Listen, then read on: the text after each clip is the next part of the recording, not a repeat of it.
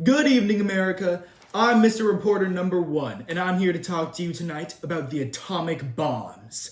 Who are they? Where did they come from? And are they coming for you? The answer to all those questions is yes. On August 6th and August 9th, 1945, our proud United States used its new weapon, the atomic bomb, to destroy the Japanese cities of Hiroshima and Nagasaki. And due to suffering over 200,000 casualties, Japan had no choice but to surrender from the war. The power of these weapons is unprecedented, capable of wiping out cities in but a moment.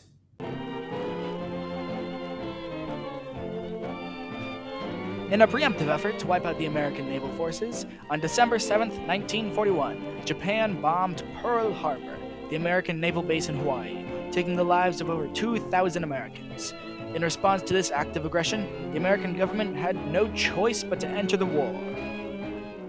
After 4 years of hard fighting, Germany surrendered its forces to the Allies. So, U.S. President Harry Truman, British Prime Minister Clement Attlee, and Joseph Stalin, that damn communist, met at the Potsdam Conference. And you know what they did? They called for Japan's unconditional surrender. But Japan, even though they had no way of winning that war, refused to surrender. And so, in order to force them to do so, our government authorized the use of a super weapon. This project has long remained a secret, but with me today, I have a man who helped develop the bomb. For his safety, I will refer to him only as Mr. Top Secret Government Bomb Man Oppenheimer. Mr. Top Secret Government Bomb Man Oppenheimer. Really? That's what you're calling me? Well, you realize that has my name in it, right? I'm just reading off the teleprompter. Mr. Bomb, let me ask you, how long have you been working on these here bombs? Okay, so, in 1938, Otto Hahn and Fritz Strassmann discovered nuclear fission. So, in 1939, the government started working on a project to use it to create a bomb. What was that? Oh, sorry, it just blew my mind. Okay, so they'd seen my work in physics, and in 1942, I was recruited to work on what they called the Manhattan Project. I became a director of the Los Alamos Laboratory, New Mexico, and it was there where I worked to develop the world's first nuclear weapons. The Manhattan Project ended up costing the government $2 billion, which by the year 2025 will probably be equal to over $35 billion. How did you get that number? I made it up. Fascinating! Now, how do these weapons work? They release energy as a result of nuclear fission, or fusion, and this results in a far greater yield than is possible with normal explosives. The Little Boy and Fat Man, the bombs we dropped on Hiroshima and Nagasaki, contained power equal to 15 and 25,000 tons of TNT each. Let me get this right. You said that you began development before Pearl Harbor was bombed.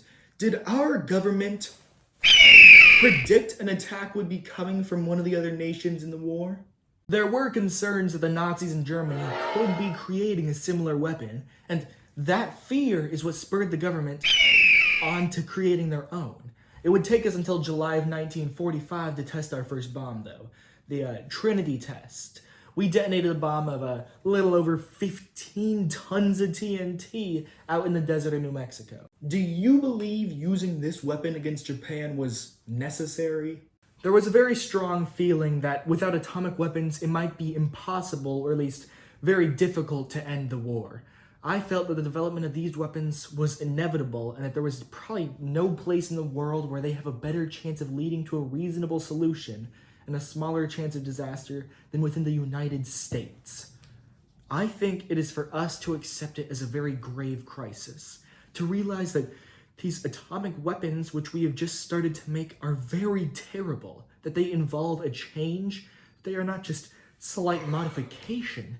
To accept this and to accept with it the necessity for those transformations in the world which will make it possible to integrate these developments. Thank you very much, Mr. Bomb. You're free to go.